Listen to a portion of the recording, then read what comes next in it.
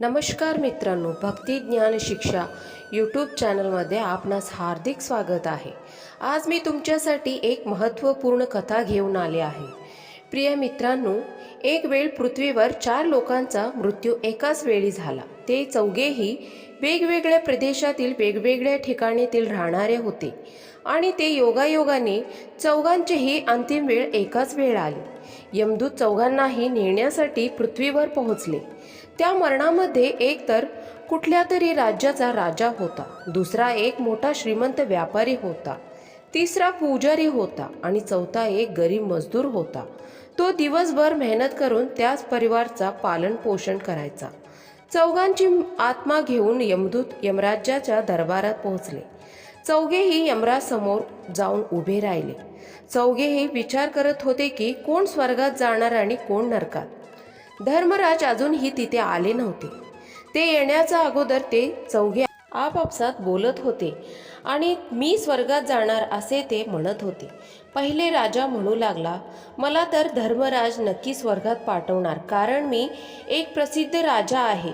मी माझ्या पुण्यकर्माने धरतीवर खूप नाव कमवले आहे। सर्वत्र लोक माझ्या चांगले कर्माचे चर्चा करत असतात। कधीही कुठल्या व्यक्ती माझ्या दरवाजातून रिकाम्या हाताने परत गेला नाही। जो कुणीही माझ्या द्वारजवळ आला त्याला मी इतकं दिलं की तो आयुष्यभर माझं नाव विसरू शकत नाही। प्रत्येक ठिकाणी माझाच नावाचं जय जयकार होत आहे। माझ्याद्वारे दिले गेलेल्या दानामुळे हजारो लाखो लोकांना जेवणासाठी अन्न मिळाले, राहायला आसरा मिळाला आणि म्हणून माझे कर्म पाहून धर्मराज नक्कीच मला स्वर्गात पाठवतील। मित्रांनो, राजाचं बोलणं ऐकून तो श्रीमंत व्यापारी म्हणू लागला, हे भाऊ, मी तर पृथ्वीवर राहून खूप जास्त प्रमाणात पैसे कमवले आहेत आणि त्या कमवलेल्या पैशातून मी लाखो लोकांना मदत केली आहे। मी माझ्या कर्मातील 11वा हिस्सा नेहमीच गरिबांच्या दुबळ्यांच्या मदतीसाठी वापरला आहे। त्यामुळे माझे शुभकर्म पाहून धर्मराज नक्कीच मला स्वर्गात पाठवतील।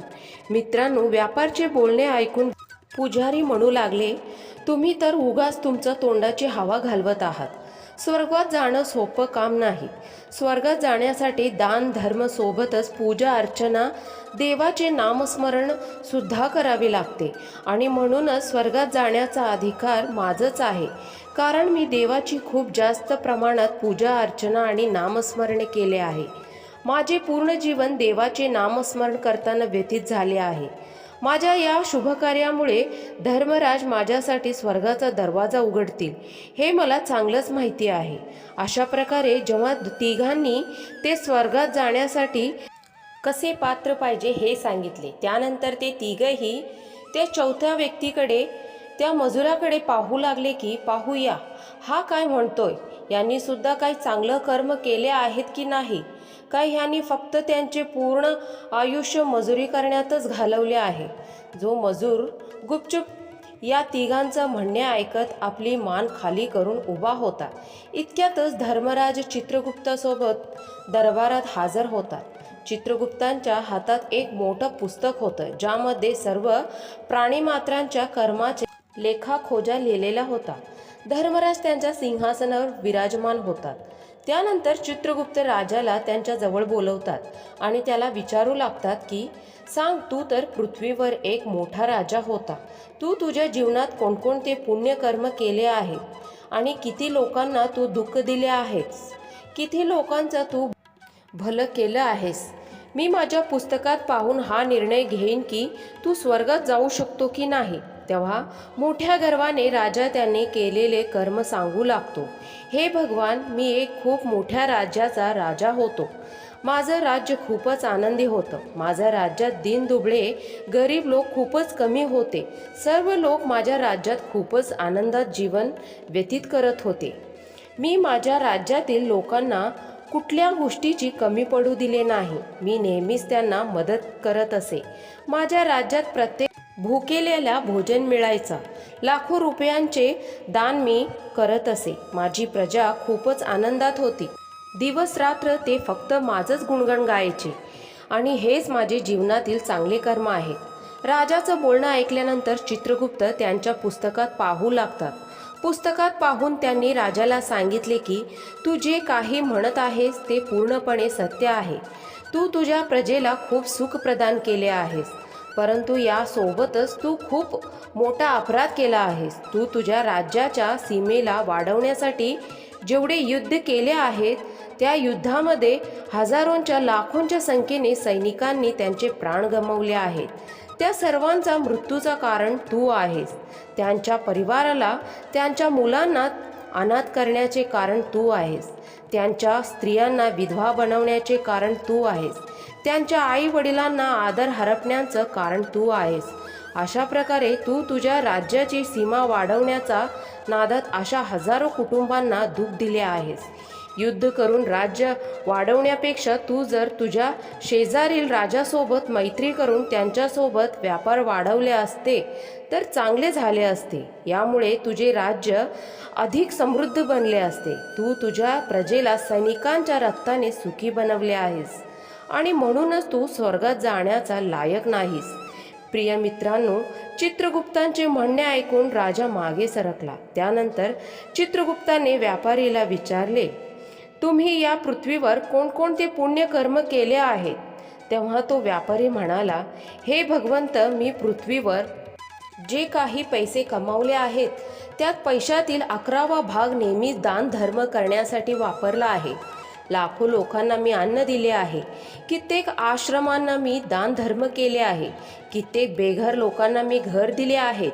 कित्येक शहरामध्ये मी मंदिराची स्थापना केली आहे. ठिकठिकाणी धर्मशाला बनवल्या आहेत. रस्त्यामध्ये पिण्याचे पाण्याची व्यवस्था केली आहे आणि हेच माझे जीवनातील चांगले कर्म आहेत. व्यापाऱ्यांचे म्हणणे ऐकल्यानंतर चित्रगुप्त त्यांचे पुस्तक उघडले, ज्यामध्ये त्या व्यापाऱ्यांच्या जीवनातील सर्व चांगले वाईट कर्म लिहिले होते. चित्रगुप्त म्हणाले, तू जे काही म्हणत आहेस ते पूर्णपणे सत्य आहे. तू पृथ्वीवर खूप दानधर्म केले आहेस, परंतु तुझा पाप हा आहे की तू पृथ्वीवर जो काही दान धर्म केला आहेस, ज्या पैशांनी केला आहेस त्या पैशाला कामासाठी तू खूप मोठ्या प्रमाणात खोटे बोलला आहेस. खूप साऱ्या वस्तू बेसळ करून तू विकल्या आहेस. खोट्या वस्तूंना खरं सांगून तू विकल्या आहेस. कित्येक व्यापाऱ्यांना तू मार्गातून दूर केले आहेस. तुझ्या या कृत्यामुळे अनेक लोक आजारी पडून मृत्युमुखी पडले आहेत. कित्येक लोकांनी आत्महत्या सुद्धा केली आहे. कित्येक लोकांना मेहनतीचा पैसा तू हरामाने कमवला आहेस आणि त्याच लोकांचे श्राप तुझ्या सोबत आहेत. तू जे काही चांगले कर्म केले आहे ते सर्व वाईट कृत्य करूनच केले आहे आणि म्हणूनच तुझ्याकडे तुझा असा कोणताही शुभ कार्य नाही आहे. त्यामुळे तू स्वर्गात जाण्यास पात्र नाहीस. मित्रांनो, चित्रगुप्ताचे बोलणे ऐकून व्यापारी सुद्धा खूप उदास झाला आणि तो मागे सरकला. त्यानंतर पुजारी पुढे आला. चित्रगुप्ताने पुजारीला विचारले, तुम्ही सांगा, तुम्ही तुमच्या जीवनात कोणते चांगले कर्म केले आहेत? तेव्हा तो पुजारी म्हणतो, हे भगवंत, माझे पुण्य हे आहे की मी हजारो लोकांना ज्ञान दिले आहे. हजारो यज्ञ मी सफल केले आहे. हजारो लोकांच्या घरात मी पूजा अर्चना केली आहे. दिवस रात्र मी देवाचे नामस्मरण केले आहे. हजारो मुलांचे विवाह मी करून दिले आहे. लाखो पिंडदान, श्राद्ध कार्य मी केले आहेत. या अज्ञानी लोकांना मी योग्य मार्ग दाखवले आहेत आणि यापेक्षा अधिक शुभ कार्य आणखी काय असू शकतात? तेव्हा चित्रगुप्त त्यांच्या पुस्तकात पाहून म्हणतात, हे पुजारी महाराज, तुमचं म्हणणे सत्य आहे. तुम्ही हजारो लोकांना ज्ञान दिले आहे, परंतु त्या ज्ञानाचा तुम्ही तुमच्या जीवनात कधीच उपयोग केला नाही. तुम्ही हजारो शेकडो यज्ञ पूजा केले, परंतु यामध्ये निस्वार्थ भावनाने केलेले असं कोणतेही कर्म नाही आणि म्हणूनच तुम्ही स्वर्गात जाऊ शकत नाही. आता नाराज होऊन पुजारी सुद्धा मागे फिरला. आता शिल्लक राहिला तो गरीब मजूर. त्या तिघांना पाहून मजूर आश्चर्यचकित झाला. तो विचार करू लागला की या तिघांनी इतकं पुण्यकर्म करून सुद्धा ते स्वर्गात जाऊ शकत नाही. मग मी स्वर्गात कसा जाऊ शकेन? मी तर स्वर्गाचा विचारही करायला नको, कारण मी कधी पूजा पाठ नामस्मरण दान धर्म हे केले नाही, कारण मी त्याचा लायकीचा नव्हतो. मी तर फक्त मेहनत मजुरी करून मोलमजुरी करून माझ्या परिवाराचा पालनपोषण करत होतो. मी शुभ कार्य कुठून करणार? मजूर ह्या सर्व गोष्टींचा विचार करत होता की इतक्यातच चित्रगुप्ताने त्याला स्वतः जवळ बोलवले. चित्रगुप्ताने मजुराला त्याचे पुण्यकर्म विचारले. तेव्हा तो म्हणू लागला, हे भगवंत, मी एक गरिबाच्या घरात जन्म घेतला. यज्ञ पूजा अर्चना हे करण्याचा लायकीच माझी नव्हती. हे करण्याची माझी अवकातच नव्हती. मी दान धर्म काहीच केले नाही. हे सर्व मी कुठून करणार? मी खूपच मेहनती होतो. कसं बसा माझं कुटुंबाचे पालन पोषण करत होतो. मला माहीत आहे भगवंत, मी स्वर्गात जाण्यास पात्र नाही. मी धर्तीवर सुद्धा नरक भोगलो आहे आणि इथे मी नरक भोगणार आहे. परंतु माझी एक इच्छा आहे. मी स्वर्गात तर नाही जाऊ शकत, परंतु मला एकदा स्वर्ग पाहायचा आहे. या व्यतिरिक्त माझी कोणतीही इच्छा नाही, कारण मी असं कोणतंही काम केलेले नाही की ज्यामुळे मी स्वर्गात जाऊ शकेन. मी गरीब कुटुंबात वाढलेला आहे. रोज मोलमजुरी केल्यानंतर लोकांची सेवा करण्यासाठी माझ्याकडे वेळ शिल्लक राहायचा नाही. जो काही माझ्याकडे वेळ शिल्लक असायचा त्यामध्ये मी माझ्या आईवडिलांची सेवा करायचो. त्यांना अन्न भरवायचो, त्यांचे कपडे बदलायचो, त्यांना आंघोळ घालायचो आणि हेच माझं दिनक्रम होते. हे सर्व करत असताना मला मंदिरात जायला सुद्धा वेळ मिळत नसे. त्या मजुराचे बोलणे ऐकल्यानंतर चित्रगुप्ताने त्याच्या पुस्तकात पाहिले आणि त्या मजुराला तो म्हणू लागले, हे मनुष्य, तू नीट आठव, तू कधीतरी तुझ्या आयुष्यात कोणतीही पुण्यकर्म केले असतील. तेव्हा तो मजूर त्याच्या जीवनातील सर्व घटनाक्रम आठवू लागतो. तेव्हा त्याला आठवतं, एकदा त्याला खूप जोरात भूक लागली होती. तो भाकरी खायला बसला होता आणि इतक्यातच तिथे खूपच कमकुवत रोगट कुत्रा तिथे आला, ज्याला व्यवस्थित चालायला सुद्धा येत नव्हतं.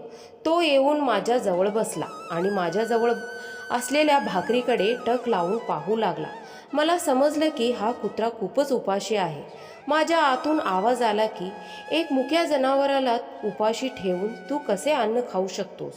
तो कुत्रा भाकरीच्या आशेने माझ्याजवळ आला.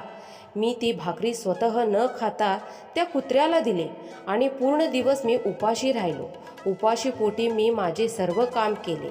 मित्रांनो, त्या मजुरांचा बोलणं ऐकून चित्रगुप्त हसू लागला आणि सन्मानाने त्या मजुराला हात पकडून त्याला स्वर्गात घेऊन गेले आणि त्याला म्हणाले, तुम्ही स्वर्गात राहण्याचा पात्र आहात.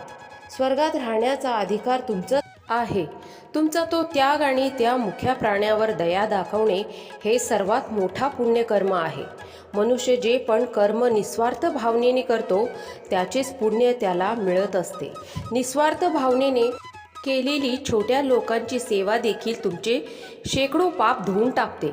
स्वार्थ ठेवून केलेले शुभ कर्म कधीच फलदायी नसतात आणि म्हणूनच नेहमी लक्षात ठेवा की जीवनातील शुभ कर्म नेहमी निस्वार्थ भावनेने करावे. असे नाही की तुम्ही कुणाकडून धन चोरून किंवा लुबाडून घेऊन त्यानंतर त्या धनमधील काही हिस्सा शुभ कामात लावून दान धर्म करून असं मानत असाल की तुम्ही पुण्यकर्म केले आहे, तर असं धन तुम्हाला नरकात जाण्यापासून कधीही थांबू शकणार नाही.